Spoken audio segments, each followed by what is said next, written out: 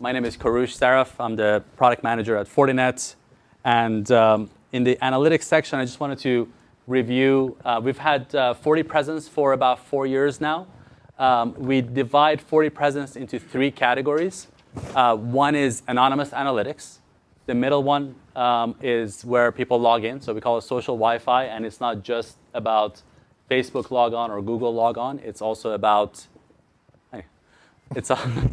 It's also about email forms. We actually see a lot of people ask for people's emails and phone numbers. And then the campaign feature, which is an action that you would take on all the information that you've collected. So we have 2 products today that are available. We call the FortiPresence that we've had for 4 years, FortiPresence Pro. It is, we do OEM this one. And FortiPresence and FortiPresence Lite is our in-house product, and they have different feature set, and they're meant for slightly different deployments, and I'll go over what the differences are. Actually, you'll see as I go through why we have 2 different ones. The capabilities of FortiPresence is analytics and social Wi-Fi and location tracking, and the Lite version, which is free, has 7-day retention. The one that we have as Pro, it's a full year worth of analytics, and it also has a campaign function. Clicker here. All right, so just a quick tour of the Lite version. You can, right now, anybody can go both on FortiPresence Lite or Pro and sign up. The sign up is free. You can go to presence.fortinet.com, and if you have Fortinet devices, that allows you to create a free account and get this dashboard filled out pretty quickly. Just to zoom in to a few of the metrics, for instance, number of visitors per day, which you can see what are the busiest hours, bounce rate, amount of dwell time, new versus repeat, which is where wireless is valuable because of the MAC addresses. We do have algorithms that remove the MAC address obfuscation that Apple puts in so that the results are accurate. And if you're logging in with one of these social networks that gives you the male-female ratio or age group, that's also pulled and displayed. The platform also does location trilateration. It displays Wi-Fi, and we actually have Bluetooth in all of our access points, both Bluetooth Classic as well as BLE. So it's able to locate devices based on Wi-Fi or Bluetooth. So these are all toggles. You can say, show me all the Wi-Fi devices, show me the Bluetooth ones, show me where the men are hanging out, or the women. Are you able to export those maps? This one, I'm not 100% sure. I don't think so. I mean, obviously, I've just grabbed them. But are you saying like a download PNG type of a thing? So yeah, it's like I'm assuming those are scaled, so it'd be nice to be able to pull those out so you could use them in some other applications. They are zoomable. I would say at this. Not currently, but we hear you. Okay. That's a good point. So right now it's to the screen resolution is what's available, and then by device type, all of these things. This GUI on the side actually does it's basically a trimming of what you see on the screen. We also have this accuracy metric. If you're only seen by one AP, obviously 7,000 people are seen by one AP. We don't show these things, so it's only the ones that are trilaterated with good accuracy. So you can create heat maps. It can actually follow people around, and you can also locate an individual device by MAC address. It is GDPR compliant, so it will not keep personally identifiable information as far as its attachment goes to its the MAC addresses. It also has the cloud-hosted captive portal capability with Facebook and Google Plus login, and we are also adding in the email login because many of our customers are asking for the email and phone number logins to this. So all of this is part of the free FortiPresence platform. It's just that the history is limited to 7 days, but it has an API that you can pull the information off of it. All right, so having done this for about 4 years, I kind of see 3 different silos of customers that are asking for presence information. There is the retail, where kind of perhaps this all started in. So small number of square footage. And the main point here is what is the new versus repeat, what's my capture rate, et cetera. Then you have the larger square footage, like shopping malls, airports, potentially hospitals for doing asset tracking and such, where location matters more than, let's say, a 4,000 square foot store.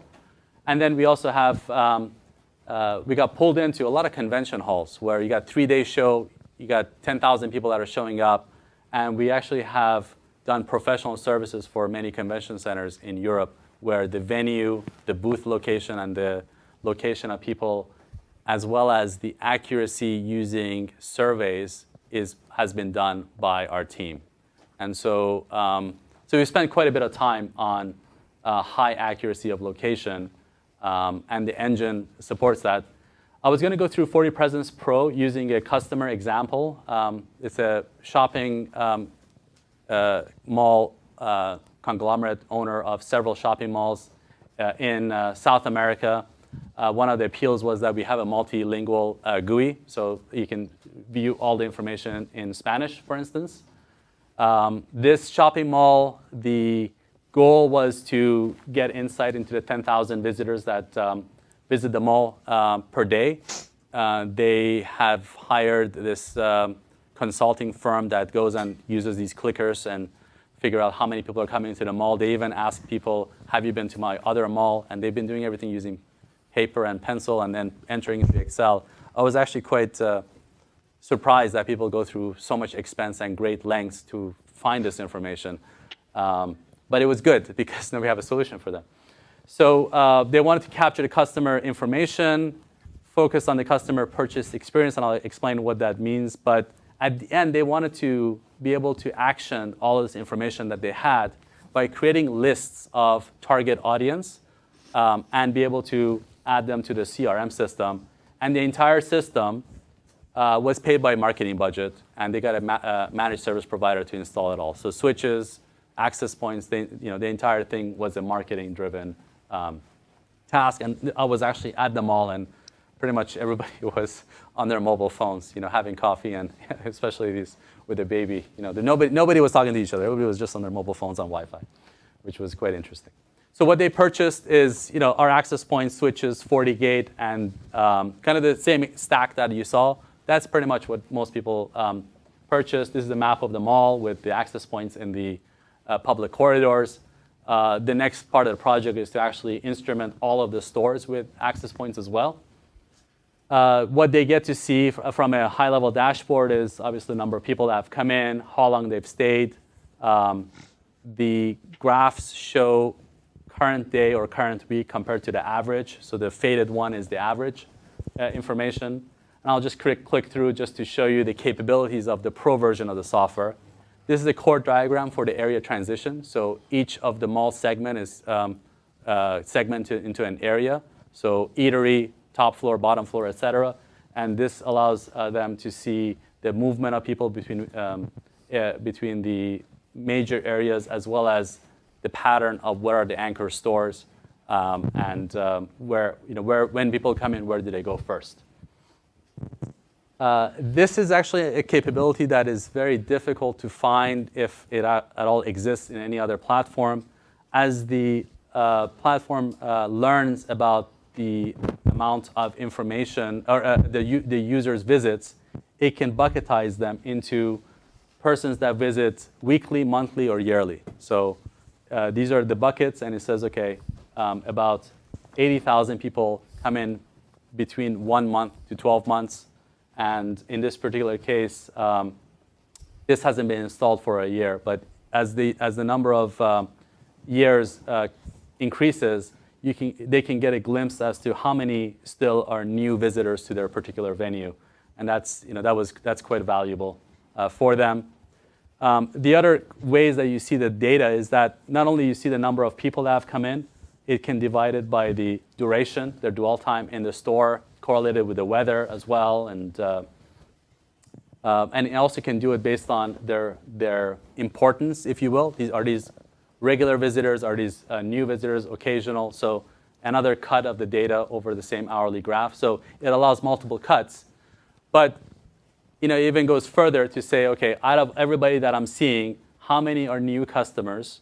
How many have done, let's say, more than one visit, so 2 to 9, and how many are 10+ visits? So this is more of a, these are regular customers. It tries to figure out what's the standard deviation between their visits. And all of this is leading into these charts where are we gaining or losing customers, and how much are teetering in the middle? So a new customer that comes in, did they become a regular customer or did they become a lost customer? And it does all of that automatically using the data. And so this is something that generally you need to pay somebody to do using professional services, and this platform does it. This is just a graphic of showing comparison between two stores. This is a campaign one where they did a campaign, and it actually was successful. It brought in quite a few new people compared to the average. So again, just comes out of the tool by itself once you dial in the week that you want to look at. So this is, I guess, right before Christmas, and maybe it wasn't a campaign. Maybe it was just a Christmas week that brought in a lot more people. Another view of the data. This is time over the days of the week. So on average, it tries to figure out what are the popular days that this particular venue compared to this particular venue is active. So Friday and Saturday seem to be a popular time around lunchtime for this one. And this is a weekend and sometime, somehow on a Tuesday. So it averages the data, or you can see it on a particular day. Again, another view.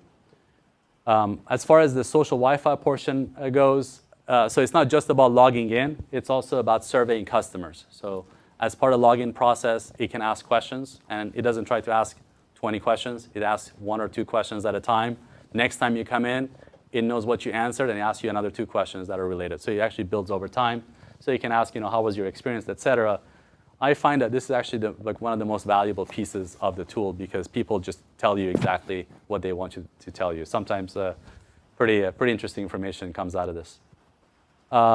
There's also videos that you can play as part of the onboarding experience. So you can ask a question, play a video. Once they get through it, they can get forwarded to an app download page or a promotion page, et cetera. Another capability is, for instance, if you have a store window, this particular chart shows the amount of people, say from, what is the date? From December 17th, right? 100% of the people that passed by the display window of a store were new. And by the time we got to January, a month later, still 50% of the people passing by the window is counted as new. So it's still a good return on investment on the window. There's no reason to rip it out and put another one. So you can actually, they can tell the tenants about their store performance, about the foot flow. And so these are all marketing actionable information that falls out of the tool automatically. The other one that they were quite happy with is that in the short duration that they put it in, 6 months, they were able to capture 400,000 Facebook and email addresses. These are real customer names. They feed that into their CRM. I mean, even if you say each qualified patron's email and contact information is worth $1, that's $400,000 worth of information right there. And that's actually what they intend to do. And well, not intended. That's what they're doing. So all of that feeds into a CRM system using an API, and that's what the campaign portion is all about. This is something else that I wanted to talk about, is that everybody talks about location and all these other good stuff. We've been doing this for about 4 years now, and at the end of the day, if you really want accurate location without a lot of complexity, a site survey is the best way to do it.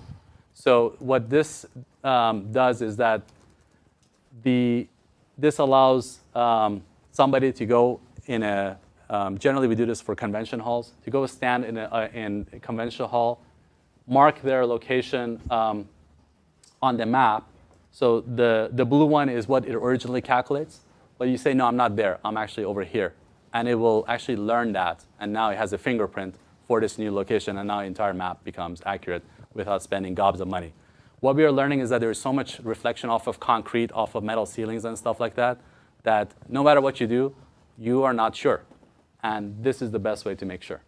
So what this allows you to do is to monitor, locate, but then it also has trigger and alerts. So we have healthcare customers that basically say, if this person leaves the premise, send an alert to the staff, right? So there's a center for dementia patients that they want to make sure that the whole premise is monitored.